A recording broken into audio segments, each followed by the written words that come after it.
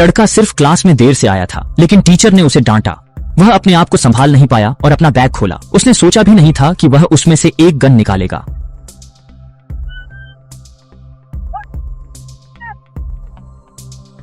लंबे समय से दबी हुई भावनाएं अंत में फूट पड़ी। जब ऐसी भावनाएं फूटती हैं तो वे विनाशकारी होती हैं और एक दर्दनाक त्रासदी का कारण बनती हैं। आखिर ऐसा क्या हुआ कि इस लड़के ने यह खतरनाक रास्ता चुना? लड़के का नाम लियू झेंगताई था। वह पिछले 10 साल से सरकारी नौकरी की परीक्षा दे रहा था, लेकिन हर बार असफल रहा। हर साल लाखों उम्मीदवार परीक्षा देते थे, लेकिन पास होने की दर असल में 25% से भी कम थी। कुछ लोकप्रिय पदों के लिए तो 80,000 लोग एक साथ प्रतिस्पर्धा करते थे। इन 10 सालों में झेंगताई रोंगचेंग परीक्षा केंद्र में रहा।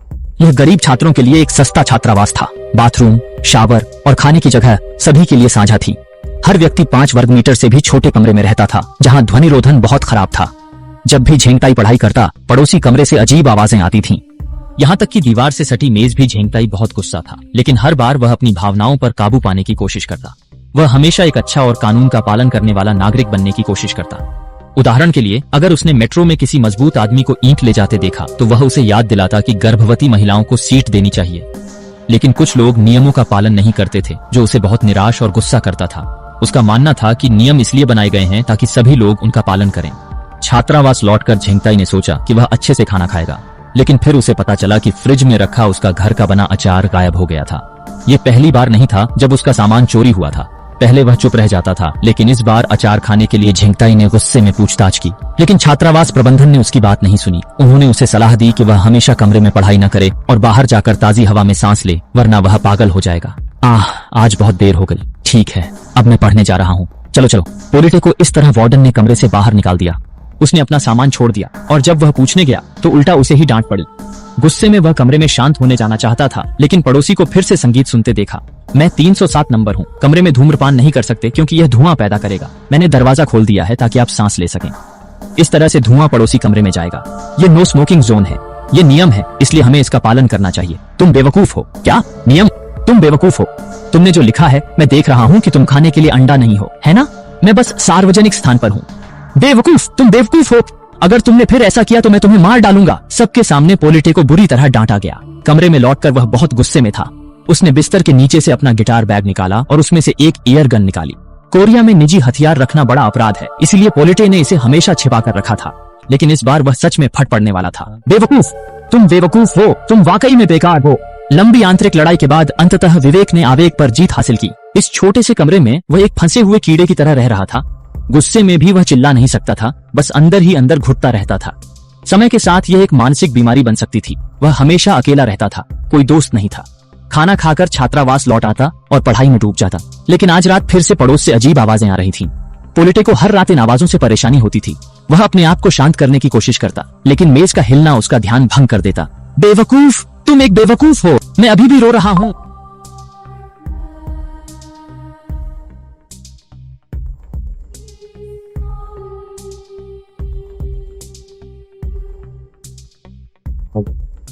इसके साथ एक नरसंहार आधिकारिक तौर पर शुरू हो गया।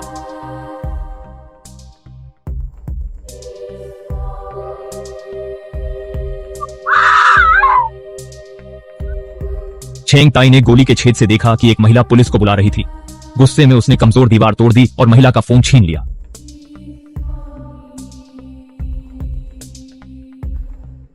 फिर झेंगताई ने सीधे पुलिस से बात की।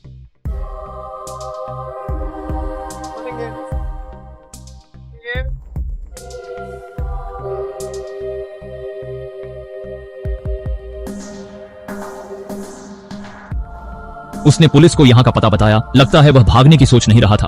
अब जब उसने ट्रिगर दबा दिया था, झेंगताई के पास वापसी का कोई रास्ता नहीं था।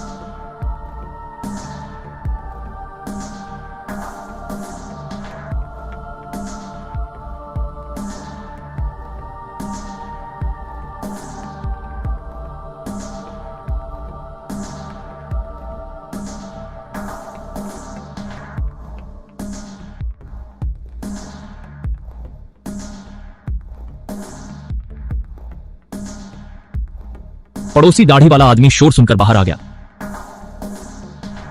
इस बार झेंगताई डरा नहीं, क्योंकि उसके हाथ में एक बंदूक थी। उसे देखते ही दाढ़ी वाला आदमी डर से जम गया।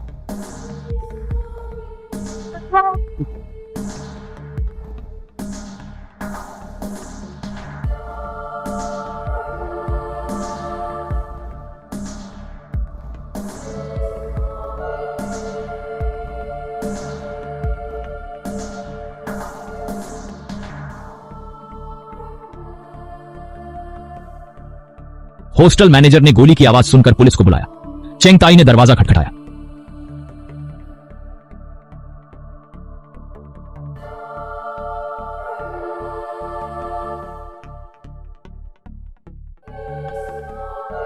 दाढ़ी वाले को मारने के बाद चेंग ताई बाहर जाने के लिए शीशे की तरफ बढ़ा। अब वह आराम से उस व्यक्ति को ढूंढ सकता था जिसने उसे परेशान किया था।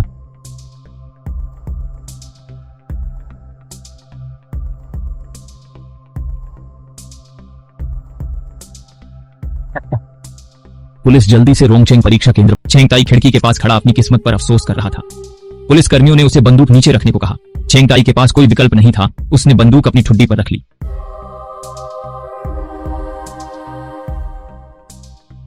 रक्षा के लिए वह अकेले ही अंदर गया। सच्चाई जानने के लिए पुलिस ने पूरे इलाके की जांच की। चेन दाओ ने चेंग ताई के कमरे में घुसते ही गड़बड़ी भांप ली। इतने सारे अवैध हथियार एक साथ मिलना मामूली अपराध नहीं था। पुलिस ने रात भर चेंग ताई से पूछताछ की। वह शांत था पर परीक्षकों से नफरत करता था। चेन दाओ के सवालों का जवाब नहीं दिया। चेंग ताई ने बताया कि बंदूकें कुरियर से आईं बिना पैसे के। एक खास वेबसाइट पर क्लिक करने से एक दिन में डिलीवरी हो जाती थी। पुलिस को लगा चेंग ताई झूठ बोल रहा है। इतने लोगों को मारकर भी उसे कोई अफसोस नहीं था।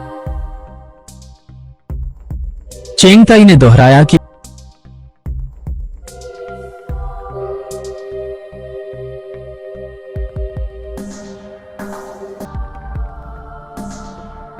पुलिस को चेंग ताई की बात पर यकीन नहीं था, पर वह सच बोल रहा था। 2 दिन पहले एक इलेक्ट्रॉनिक टैग वाले आदमी को भी बंदूकें मिली। वह एक आपराधिक रिकॉर्ड वाला बलात्कारी था। यह समाज के लिए